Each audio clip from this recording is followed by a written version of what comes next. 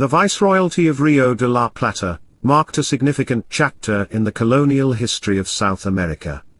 Created to enhance Spain's administrative control and military presence in the region, it encompassed territories that are now part of Argentina, Uruguay, Paraguay, and Bolivia. This viceroyalty emerged from the need to counter Portuguese expansion, and to regulate trade routes that had previously been dominated by the Viceroyalty of Peru. Over its brief existence, the Viceroyalty became a center of economic prosperity, driven by the cattle industry and the export of silver from the Potosí mines.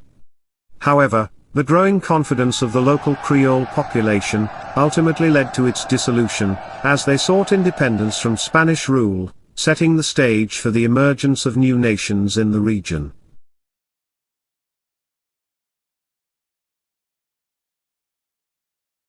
The Viceroyalty of Rio de la Plata was established in 1776 by King Charles III of Spain. The first viceroy, Pedro de Ceballos, arrived in Montevideo and quickly moved to establish a government in Buenos Aires, which became the primary capital until 1810 CE. During the early revolutionary period, Montevideo briefly served as the capital from 1811 CE to 1814 CE. The Viceroyalty encompassed territories that are now part of Argentina, Uruguay, Paraguay, and Bolivia, as well as parts of present-day Chile. This region was the last of the four viceroyalties created by Spain in its colonization of the Americas.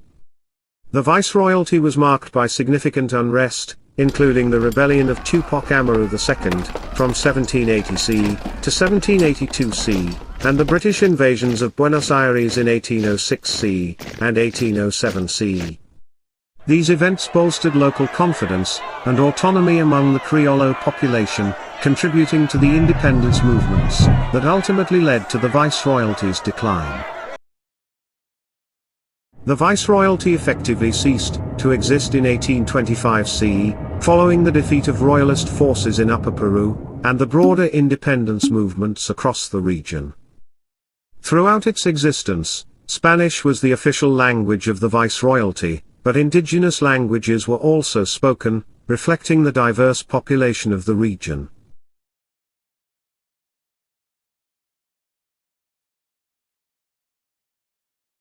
At its peak, the Viceroyalty of Rio de la Plata encompassed a vast territory that corresponds to several modern-day countries in South America. This viceroyalty included most of Argentina, Uruguay, Paraguay, and Bolivia, extending its influence over parts of southern Brazil, and even reaching into northern Chile. The region was primarily centered around the Rio de la Plata basin, which served as a crucial economic and military hub for the Spanish Empire, facilitating trade and defense against Portuguese encroachments. The capital, Buenos Aires, became a thriving port city, pivotal for the export of goods such as silver from Potosí and cattle products from the Pampas, marking a significant period of prosperity before the Viceroyalty's dissolution in 1810 CE, during the independence movements across the continent.